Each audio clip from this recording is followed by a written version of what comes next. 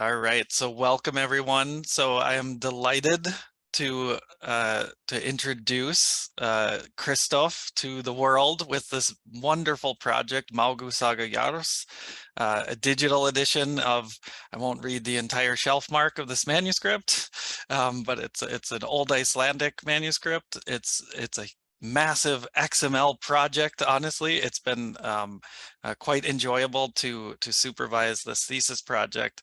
But without further ado, I think I'll just let you get going, Christoph. So you could, take over the reins here, and we'll save some time towards the end for any kind of questions or commentary. And I think you're also going to do a demo, which is going to be probably the most enjoyable, addition to the project. So. Okay, so take it away. Yeah, then welcome everyone to my Thesis Theater.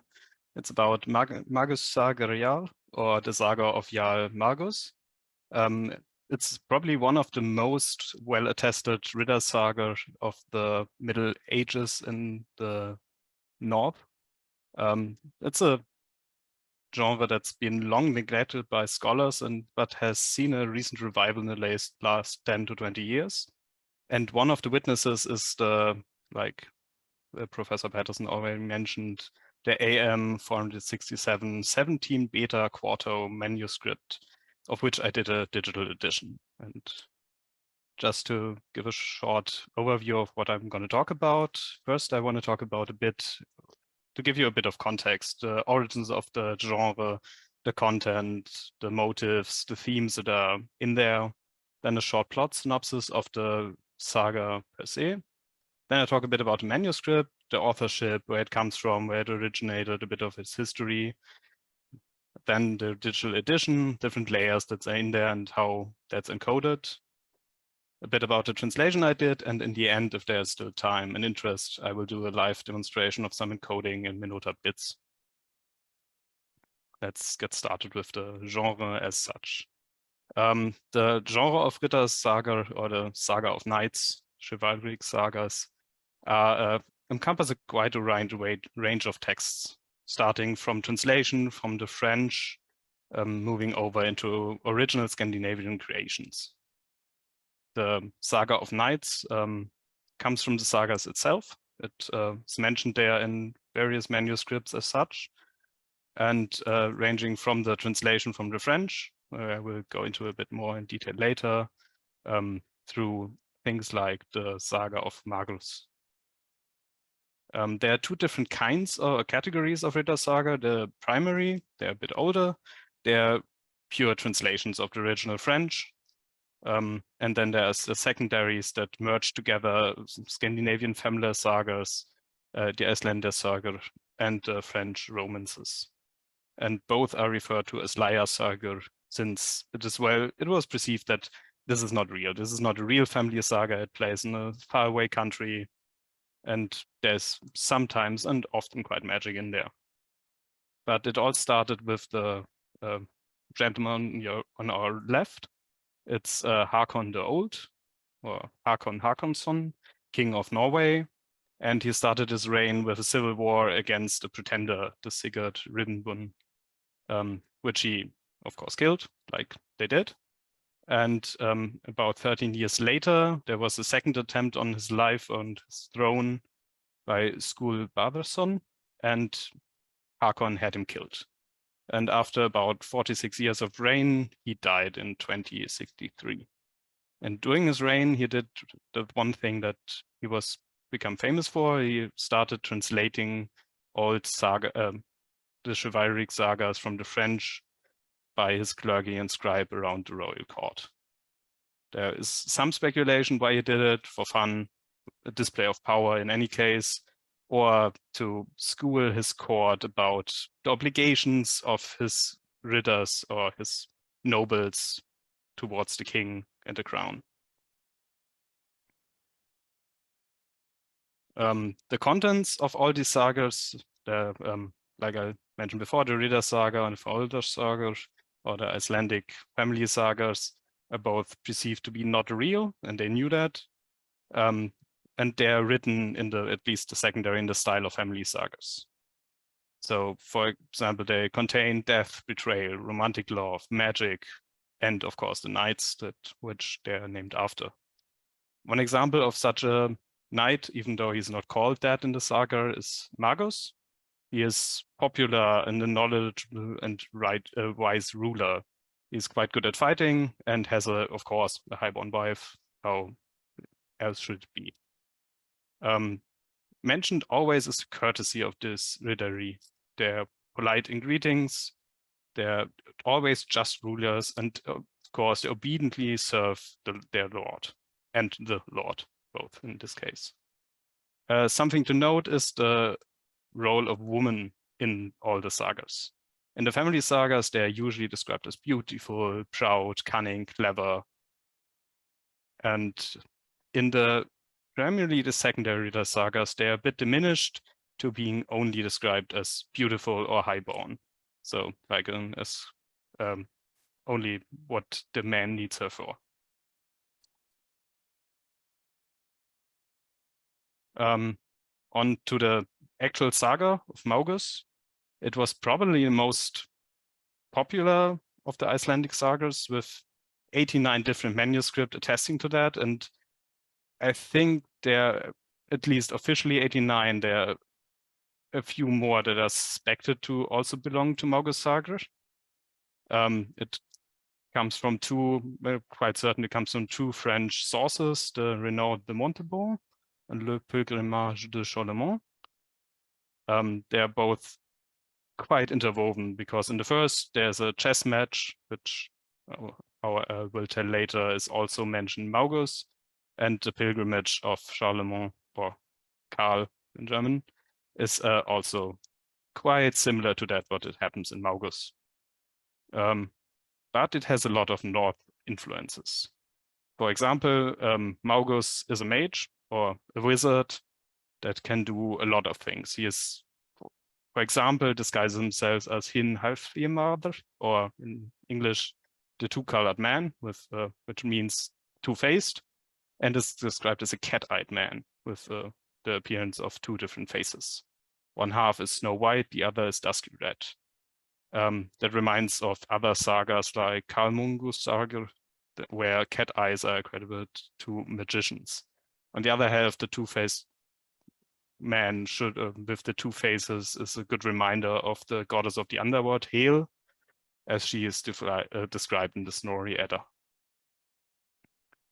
Also the transplantation from France, where the original sagas took place, to nowadays Germany, like Saint-Denis or Paris, would be translated to Worms, and we'll talk about it later, and place in Saxland, so the old Saxony along the Rhine, as mentioned in other sagas like Thiedrich saga.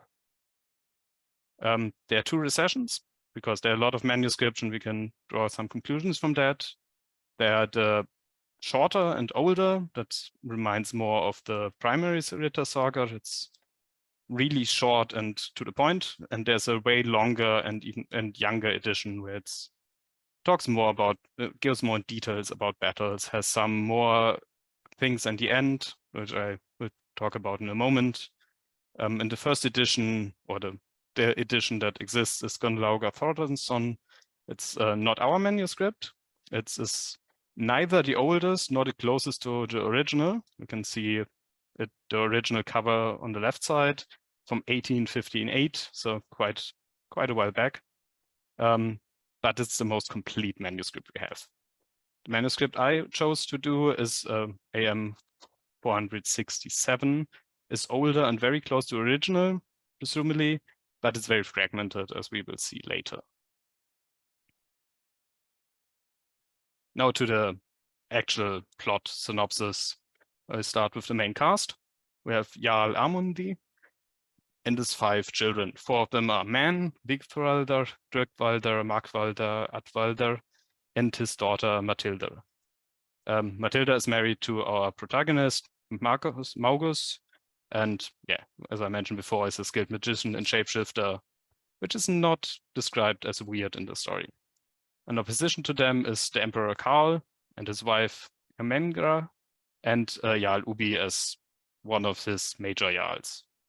The locations are Strasbourg, which is nowadays Strasbourg in France, and Venitsburg or Worms in Germany.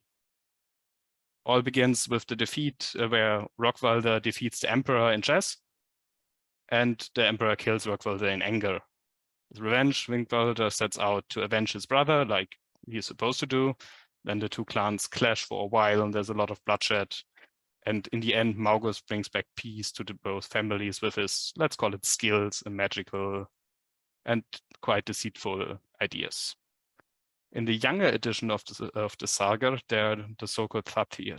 These are small, unconnected sequels that tell primarily of King Heinrich of England, which was a close ally of Magus. And we will see in a moment what that all entails.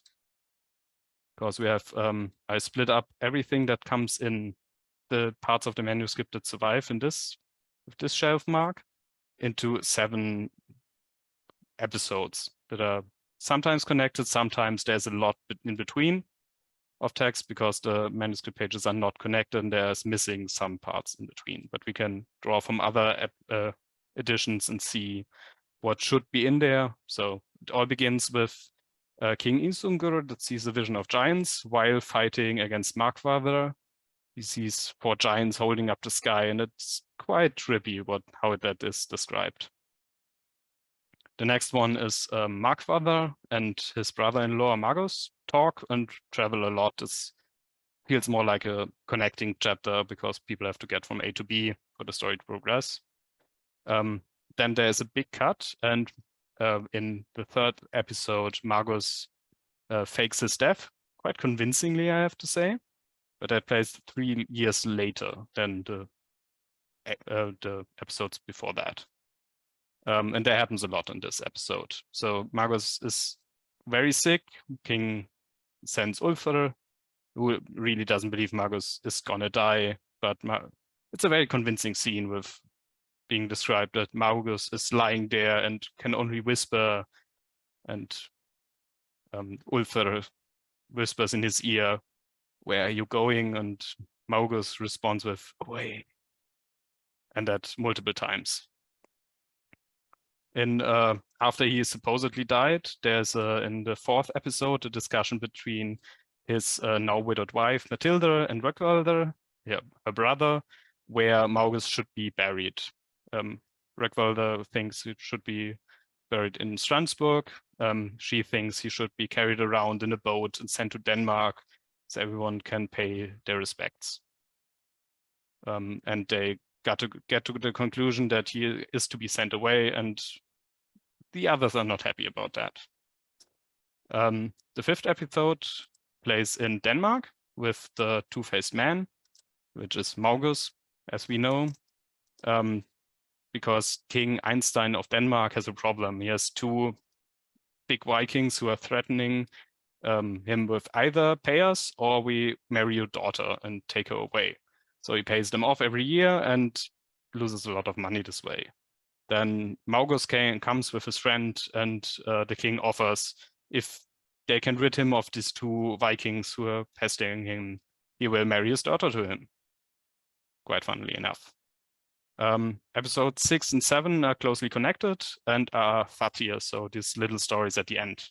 First start with a fight of Baldwin against Priamus, and it's quite a detailed and bloody fight with how spears clash, how they hit each other, how heads roll. There's a small gap there are only 2 or 3 lines missing in between, and Guiderider kills Priamus in battle while Priamus is riding an elephant. Why he is riding an elephant is a good question, I asked myself, but the text clearly states multiple times it's an elephant, and that's a topic that needs to be discussed in other time. Now, moving on to the actual manuscript. The manuscript has the shelf mark AM, which is short for Agnus Magnusson. That's the institute that's holding it. It's the number 567. That's actually where the shelf, it used to be where the number of shelf where it lies. And there are multiple manuscripts that belong in the same, that came in the same box when they recovered it. And the 17th of those is bound between some wooden blocks, and they're the second one, the beta. So that's how the shelf marks are constructed. A quarter at the end describes the size. It's a quarter size of the manuscript. So it currently is, you can on the right side see probably the best page of the manuscript, it's very clean. Currently is in the Árni Magnússon Institute for Icelandic Study in Reykjavik in Iceland. And anyone going there could probably request to visit and look at it. Was first cataloged in 1887, and Iceland took over the manuscript as part of the National Treasure on March 26th of 1992. It was all written in one hand by an unknown scribe in one of the very few production centers in Iceland. Around the year 1390 and 1410. Some scholars have suggested it happened 100 years later. Thank you, Professor Peterson, for posting the link to everyone can look at these images. They are freely available on the internet. There are 3 leaves in this part of the manuscript. We can reconstruct from pages from leaf 1 and 2. Leaf is a fancy philological term for a page, so a physical page. There's a front and a back side. Can tell it's about 20 to 17 centimeters in diameters. It's all written in a single column. It's ordered in the same section number like the edition I talked before, AM 152.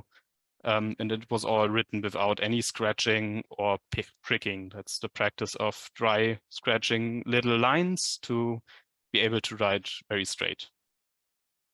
There's left space for rubrication. We see an example later. That's when you all have seen these fancy big letters in color. The scribe usually leaves space for them so someone else can fill them in later. Every one of these pages is cut somehow and is missing some piece. They are all pierced. We will look at that in detail in a few minutes. And all pages are dirty and stained up to being nearly unrecognizable. Here we can see all the pages in order. You can see they are of all different diameters and all different faults. The one R is recto and V is for verto, so it's the front and the back side of the same leaf. And we will go through some of the specialities of those. Starting from the first one, first front and back side, there's missing about a third on the right. As you can see, it's not clear, really clear cut and has some folding marks on the top, bottom left picture. You can see there's actually has been folded and the line has been, some characters are not that readable anymore because it was folded for a long time. Above that, there's, you can see the scribe was quite orderly and writing everything starting at the same point. But here is missing exactly a 2-story tall thorn that should have been filled in at some point, but there's no traces of color. So best guess is it was never filled in. And the final picture right of the text is there's some stitching marks, probably from sewing it to something. We'll see more of them later. It was not in the original manuscript because it goes through the text and it doesn't make sense at that places. Tu recto and tu verso are both really nice pages. The clearest one we have, especially tu recto. Only the last line is cut up in half, so there is missing one line. Some things are not that readable, but in all, it's a really good condition. Whoever cut the last line in half, I want to have a word with. Some specialities is an imperfection in the actual animal skin that was used. You can see in the middle on both pages, but that was there before the scribe got to it. The scribe just stopped at the point and continued afterwards. And at the bottom of tu recto, you can see there's a empty spot where there's some funny characters in front and then in the back. I think there was just a mistake and they signed it as there's nothing to fill in here. Now to the most horrible page we actually have. 3 recto. that was quite something to work with. You can see on the left side, there's something, some of the actual skin has flaked off, so there's nothing to recover. Some letters are faded, there are really bad folding marks. There's about a third to a fourth missing from the top. It's really hard to just get to read that and reconstruct it. The other page on the other side is better. And there we can actually discern, if you look on the left page, in the cutting, how it was cut and where the sewing marks are and the holes. You can best guess it was sewed to some board as a book cover or something of that ilk. On the right side, but it's written in the same hand. Even though it looks a bit different, it's clearly the same hand. On the right, bottom right, we can see one bad part of the actual, how bad it's gotten, and this is an approximation of how it would look under ultraviolet light. That's one of the tricks to get it more readable. And I did this though digitally, and with both pixels, you can sooner or later discern what's written there. I've written in the facsimile edition down there what it's supposed to be. And if you look closely, you can discern that. Now onwards to the actual digital edition I did. Digital edition is supposed to represent all aspects of manuscript. That means a word-by-word representation of everything that's on the literal manuscript. That's split in different layers, which we will come to in a minute. That includes all orthographic errors, scribal forms. It's supposed to be machine readable. How that is possible, we'll talk about later. So it can be displayed for scholars in different layers or just some information that are needed. We start at the bottom. On the left side is what layer it is, and the right side is an example. So we start at the bottom at the manuscript, and I've chosen one line here to represent that. We don't have access to the manuscript, or it's usually not that convenient to fly to Iceland to look at a few lines. So we get high resolution pictures. The first layer we have is the facsimile layer. It's supposed to represent everything that's on the page, character by character. So every mistake, every quirk, every character is closely modeled as possible with current technology. Every cutout thing, every imperfection in the page should be noted there. Above this is the diplomatic layer that normalizes a lot of characters. So every D in every form is converted to a normal D, every abbreviation is expanded, and I will go into that in detail in a few minutes. Then we have the normalized layer, which normalizes everything to a certain standard. So a student could actually read that with a standard dictionary. And then optionally, there's a translation, which I also did. It's not mandatory for digital edition though, even though that now gets into the newest version of Menota. So we start at the bottom at the facsimile layer. It's really as close as possible to the source, and we will see that later in some detail.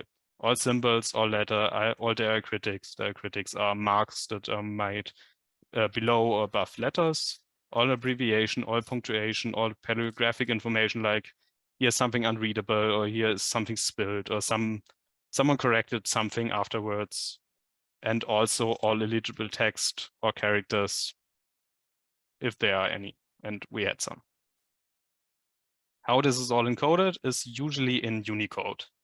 This is gonna get a bit technical now, but don't worry, we will get through that. Unicode is a way of encoding characters. It encompasses about 150 characters, 150,000 characters of about 160 modern and historic scripts from all over the world, including symbols, emojis, everything you can type up. It's split into so-called areas. If we look at this table on the right, there's sadly only in German, because it was not available in English, what area is occupied by what. And if we start at 00 at the top left, that's the normal Latin letters and symbols. And all that's contained in that area is on the top right, bottom right, represented, and you should recognize most of these characters. that goes on to different areas, and you can expand that to, it's quite a lot what's in there. What's really nice is the private use area starting at A0 going to F8. Little note, that's not in decimal, this is in hexadecimal, so we count from 1 to F, not 1 to 10. So we can space in a bit more. And this private use area is used by, for example, the Medieval Unicode Font Initiative, or kurz MUFI. I used version 4. That's a non-profit working group that develops, aims to encode characters that are used in historical scripts, mostly Latin and Europe-based, that are not in standard Unicode, but are needed. They operate under the Creative Commons share like accredit by license, which means if you want to use that, you have to share your project, have to accredit them and share your project under the same license. So you have to make it public or open source, like some would call it. In the top bottom left, you can see characters that are actually encoded in MUFI. The tall F, the Trionian at, the crossed K, the slashed H is actually from Unicode, but a crossed H is not. There are fine differences, and there are characters that are not yet in Unicode, but they're important to encode for us. After we have encoded everything, we move on to the diplomatic layer, where we expand paragraphs, which are symbols that represent little words, and abbreviations. For example, the fancy P expands to a pro. It's just shorthand for writing that, or the Trionian at is an ok or an and in English, so you don't have to write and all the time, you just make a shorthand. Or Borg, the word for Burg or castle. And there comes a difference. The slashed H will be expanded to Han, him, or he, and the crossed H is Hans, so his, the possessive. So it's quite important to make a distinction there and have a different character encode that. Same with that, and the crossed K is Konungur or king. What's also done in the diplomatic layer is the normalization of characters. So it's if it's a slashed D or slanted D or just a slanted D, it's all in the diplomatic layer, it's all a D. All accent marks are removed. The big F is just an F. I and J are a bit tricky because they're used differently at different points and have to be exchanged depending on the use case. U is a U or a V, you have to decide that. An R rotundra, which is attached to characters, a big R and a small R are all normal Rs. A big S and a small S is also a S. A T rotundra is also a T. A tall small character N and a small N, both N, dots are removed. And sometimes the Trionian at does not mean and, but really a Z, sometimes. All scribal errors are removed, but annotated as such as corrections from us, because when we can prove it's really an error, we correct it in this layer and annotate it as such. Missing words are supplied. I used mostly AM 490A, which is close to this manuscript, but also incomplete in different parts. The punctuation comes from Thornton's edition I showed before. And the third thing is a bit more complex. Superscript letters, like A above a character, are moved into the word. The superscript T is a T with some characters more or less. That's not that consistent. The ur, ra, and us abbreviation will be expanded. And then suspension, truncation, and curtailments are also expanded, like the nasal stroke for above a character to mean an N or an N. Or if sometimes it's just a duplication, if they didn't want to write the same character twice, they put a dot above that. So a lot of little parts.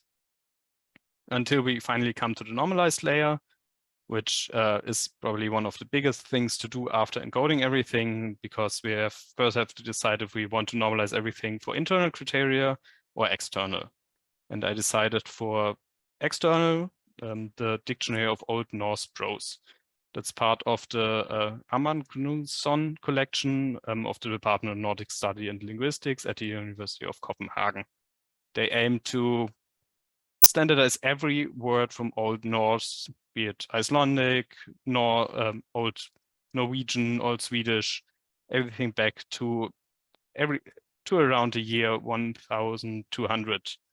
And they have come quite a far way and have nearly encoded every word we can find, even though I found some that still need encoding. So after having everything in the diplomatic layer, you have to go through every word by word of all the 2,182 words that are in our manuscript, find the corresponding part in the dictionary, and then lemmatize it, stematize it, I will talk about it in a minute, and write it down as a normalized form like you would find it in the dictionary. So it's quite literally normalized. There are 486 different headwords, so like the one you find in the dictionary, in 876 different forms. A word about the encoding is Menota, the medieval project for Old North.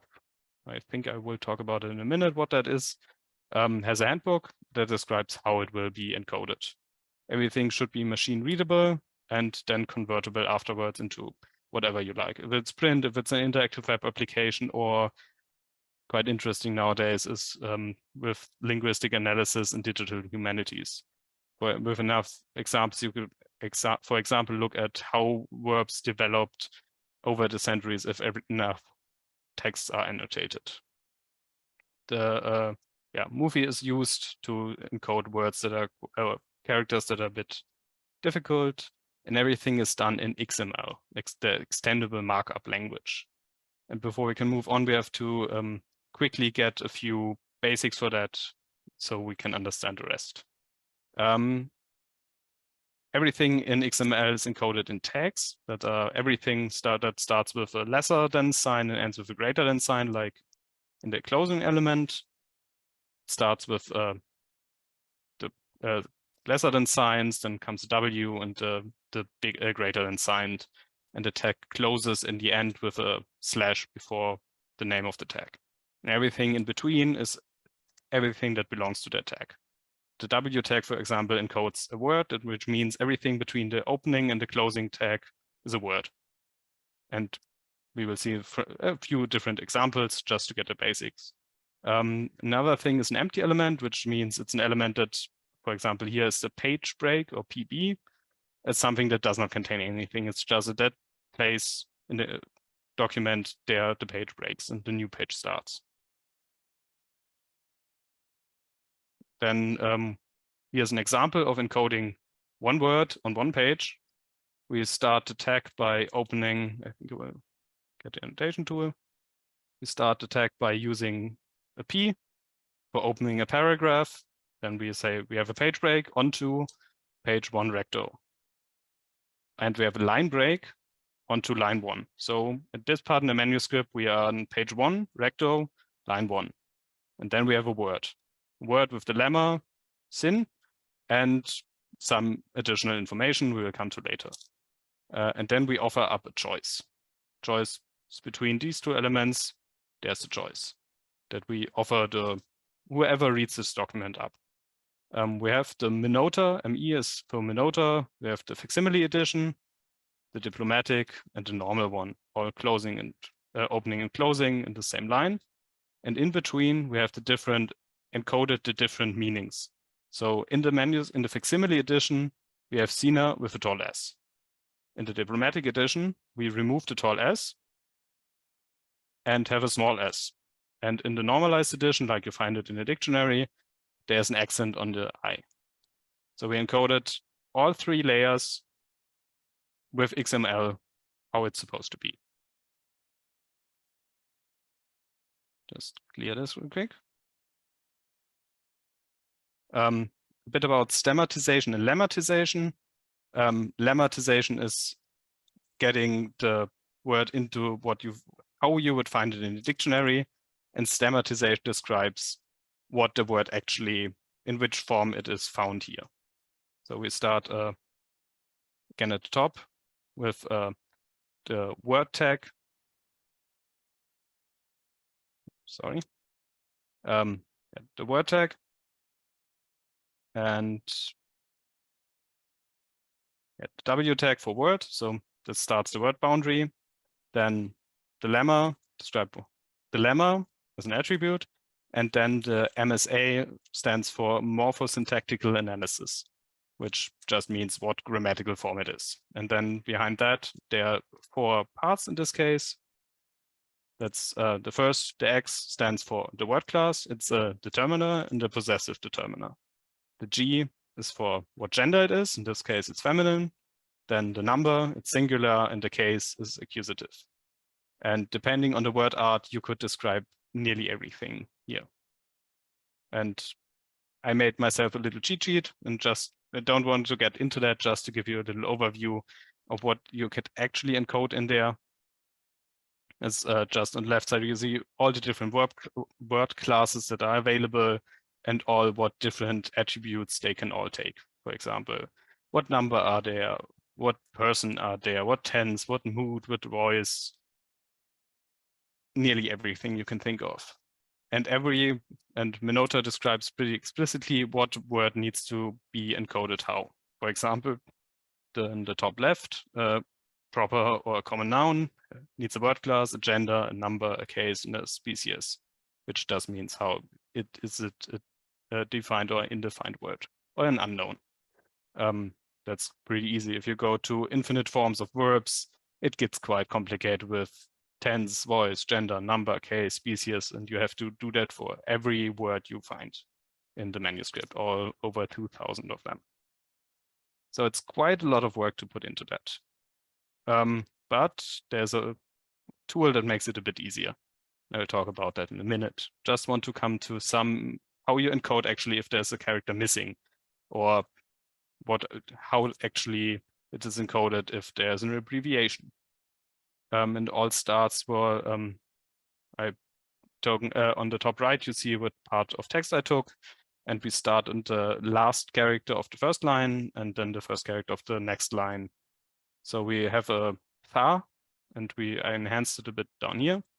And if we go into the drawing tool again, so we got a tha, and we start with this character, and here's clearly missing something. In this case, an A. So in the facsimile edition, we see there's just the thorn, there's nothing else because nothing else is in the manuscript. But in the dramatic edition, we added, or we supplied, the tag is named supplied, with the reason we restored it, and we restored an A because it has to be an A, and other editions also say it's an A, and we can also encode where we got that information from. And then the normalized edition, of course, it's the thorn again, the tha. It's supposed to be. And we get our line break, like we've seen before. And then we see down here the han, or I will draw it onto it so you can see it a bit better. It's an H with a slash. So it's a han. In the facsimile edition, we say it's an abbreviation. AM is the short form for abbreviation, and we encode it exactly at this character. So it's exactly this character. In the dramatic edition, we expand it and say it's han as written. So we expand all abbreviations. In the normalized edition, it's just a han. So it's not that spectacular because we know that word already. And because that's a lot of work to get into to encode over 2,000 words, plus about 320 different punctuations that are inserted there. Robert K. Paulson, it's part of the University of Bergen, started as a side project, Menota Blitz. It's a way to quickly encode, or blitz for fast encode with the Menota Blitz code, which we get into in a minute, or to transcribe really quickly the whole thing opposed to how that would work with an XML. So on the right side, we see what we saw before, how we encode a han after we say page break onto line 1 recto, line number 7, and then the lemma and the different choices.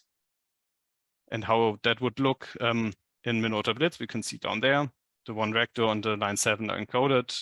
And then I will show that in the live demo in a minute. how the stroked age is expanded to a Han. Got also a tool for annotations. I don't think we have time today to get into that. And it got a graph and inventory. I will show that off later too. And then of course an XML export to make it Menota compatible and export it into any format you like. Some words about my translation. It's the first translation of this part of the manuscript. I tried to scale as close to the source as possible to capture the essence of all, but still making it comprehensible, because of what our translation is simply not. Breaks in punctuation are taken from Gunnlauger's edition.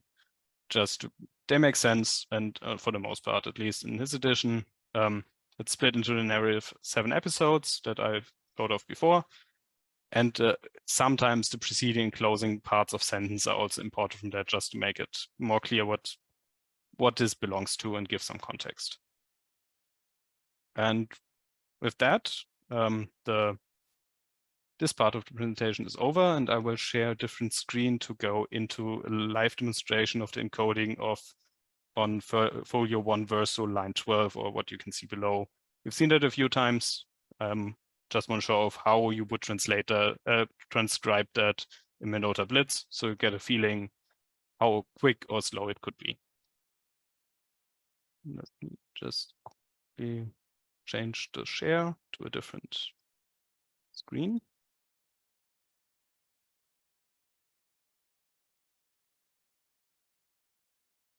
And go over to Menota Blitz. And I hope you can all see the screen. I cheated a bit and prepared a lot for this, because otherwise this would take quite a long time. So we are in the middle of the 4th episode in the discussion between where to send Mágus' dead body, if let it lie in Strasbourg, like Rückwälder wants, or send it on to Denmark like Matilda wants. I guess she was in the know that he was not really dead, but she is a good actress. So to begin with, you have our graph inventory to our right. So we say every character is encoded in different, if we type in A, how it should look in the facsimile edition and how it should look in the diplomatic edition. There's quite a lot in there, including some special characters like the superscript R, or here the thorn with a bar or thorn with a cross, or just some very special characters that are sometimes drawn from Unicode, sometimes from the movie project. But I think we should get started. So we are on the page 2 verso, so the backside of the second leaf. And we are in line 12, which gives just a bit of context. And now we can go in and look, what's the first character? First character is obviously a thorn. And the next one is a U. And with that, the word is finished. I already solved it, so it's a bit easier if you know what to look for. And we can compile this really quick. It's all in the web interface, and look at how it looks in the facsimile edition. So we are on page 2 verso, in line 12, and here's our thu in the diplomatic edition, also 2 vector, line 12, and the thu. The next character we see is a big S. Bit hard to see, but you have to trust me on that. So it's a big S. After that follows an E, an N, and this is, perhaps I should draw it in again, just to make it a bit clearer. That's a slanted D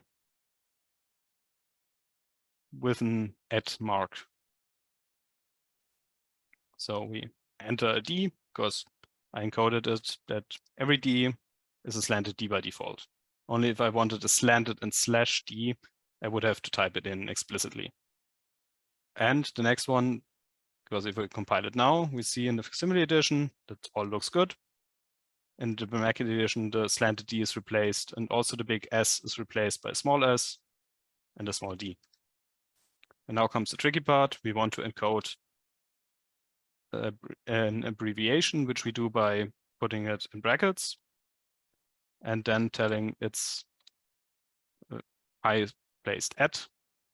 So I encoded it as, this is a shorthand for it should be an at. And if we compile it, probably shows us the wrong thing exactly, because we also have to tell him in what it should be extended. We know it's, well, I know it's supposed to mean sendir. So this abbreviation stands for the ER. And if we compile it now, go into facsimile edition, we see it added this little @ sign. In the diplomatic edition, it expands us to ER, and also slants it so it's correct. We then go on, and the next one is an M. That stands for, it's a special abbreviation because it stands for man. And we could say, make us a bar above that. And if we don't say anything, it just makes a bar because it's the default. If we compile that and go to facsimile edition, we see it's an M with a slash over it. And in the diplomatic edition, it says man. The next one we have is an A with an accent mark. And the next one is a bit tricky. That's a tall F, a U with a slash above it again, which is a stand-in for an N. And the last one is a D again. There we have our fund. If we look over here, it's fund again. In the diplomatic edition, it's expanded to fund. The last thing I will encode, because we are nearly over time, is the one of the most special. This one is again one of those I talked earlier about. It's a H slash through it and a little hook at the top, which looks a bit like a cross, so it's called H cross, also encoded H cross, and it should be expanded into a Hans, so his. And if we expand that, then we see the code exactly at that character. In the diplomatic edition, all is italic and expanded into that. We could go on, or we can download actually the XML. And if we move it over here, and I hope it's big enough actually, so I can't zoom in at the moment, we can see what he actually encoded it, transformed it into. You can see the body of the text. There's a lot of metadata up there. You can ignore that for now. What we start, remove this to make it more readable. We start with the page break on page 2 verso, line break on line 12. Then we haven't filled in the lemma yet, so it's of course a question mark, and it's from the word class unknown. The first one, there's nothing special. And here we have the sendir. This editor doesn't display the characters as well, because he clearly thinks it's something different, but it's encoded in the right way. It's expanded into an ER, and in the normalized version, it's sendir. For the man, we have an M and an abbreviation as a bar. Just that's a shorthand for in this version for it's a bar above the character, expanded in an, so we have a man. Yeah, and so we could go on and encode every character in the whole manuscript in all 3 layers. And with that, I think we can go over to some questions, if there are any.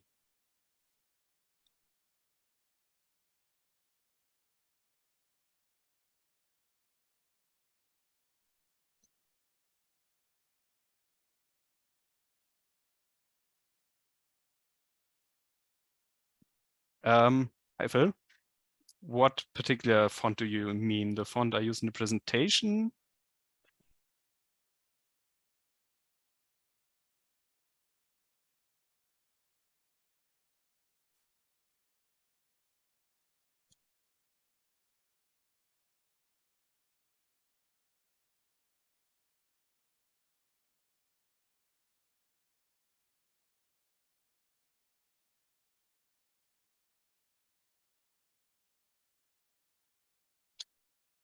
The movie font. That's Junicode I use actually.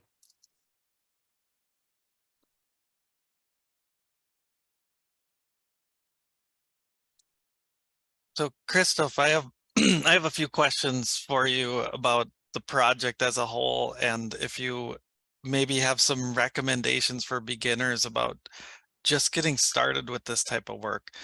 So first I wanted to ask, what was it about this particular saga and this particular manuscript that you found so appealing to do this work? Because you and I both know that this took a lot of human labor hours, and this is a relatively, and I say this kindly, relatively short amount of text. And just seeing how much time it took to edit, just a few leaves compared to, let's say, like a long saga that has 100 leaves to it.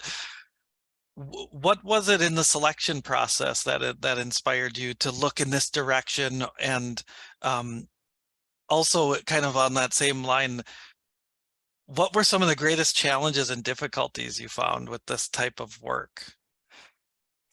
To answer the first question, I wanted to do something in the lines of a riddarasögur. We talked about it at the beginning, and that's a field of research that's not that delved into, and it's a nice chance. The next part was to sum up all the potential manuscripts, and there were not that many left, since some of them are just 20 or 30 page leaves, and that's just out of scope for anyone. And then it boiled down to about 3 sagas, and Mágus saga was just most interesting with the chess game and the whole structure as a family saga. My advice for someone starting the project: think about if you really want to spend that much time sinking it into, because it is a lot of work and you have to bite through it. Also, technical understanding about XML and other programs should be in there, because it is quite a technical project with encoding and getting everything to work. And the last thing is workflow, just optimizing everything to encode everything as fast as possible, because it's a lot of work. And Menota Blitz is without it, I don't think I would have done it in that amount of time. Just cutting down the time, the repetitive tasks like encoding everything in XML is just a lot of work. And even in Menota Blitz is a lot of text to go through. So getting into a rhythm and getting it done is the key part.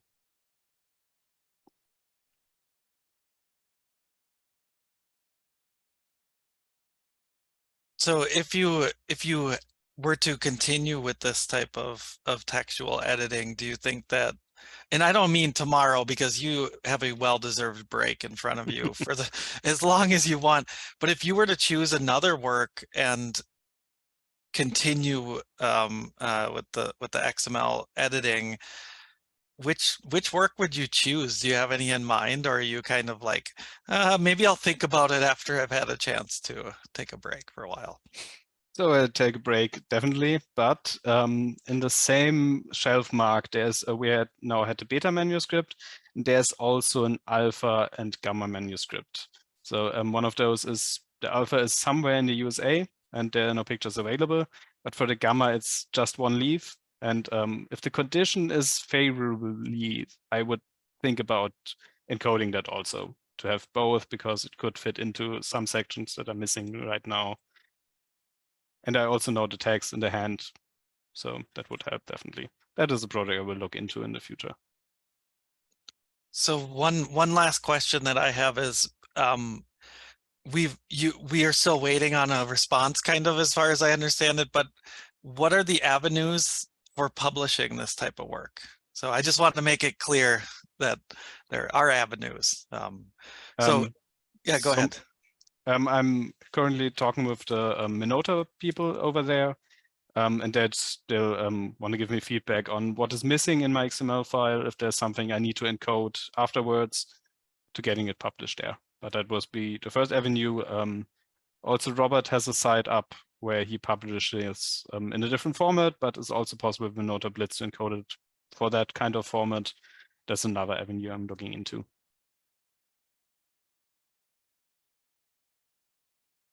And there's one more question here in the chat from Phil.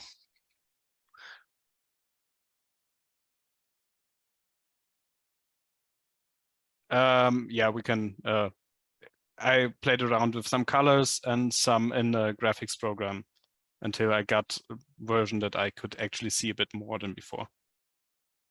There's probably a more professional way to doing that, and there are actually studies gone into that, but I didn't have time to really dive deep into that. That would something else I would probably be looking into, to build a tool set to just enhance the visibility of the script.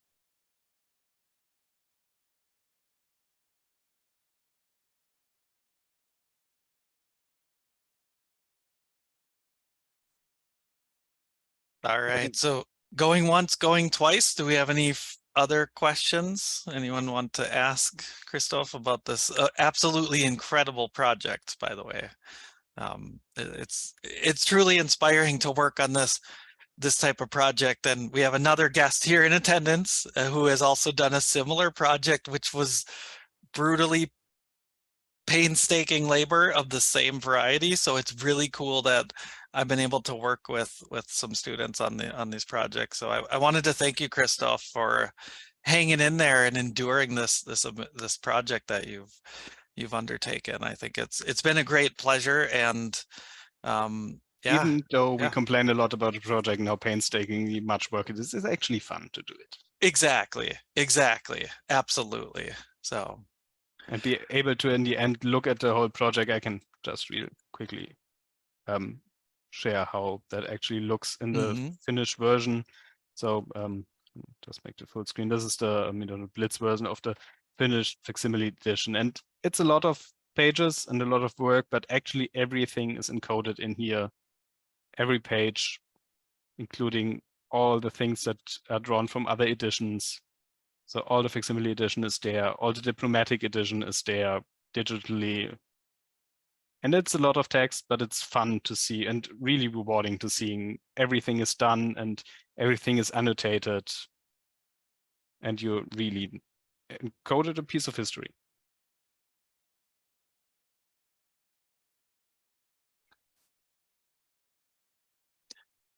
All right, so I want to thank you all for attending, and I think we'll let Christoph get on with his evening now. And yeah, so thank you, Christoph. It was a great pleasure. I hope to hear from you all soon. Have a good one, everyone. Thank you all. Bye.